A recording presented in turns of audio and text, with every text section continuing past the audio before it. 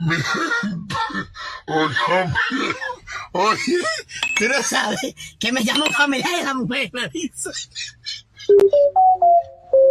¿Qué pasa? ¿Está fumando? Digo yo, ¿y por qué?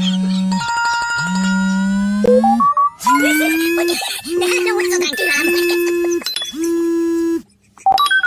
Ay, yo no puedo.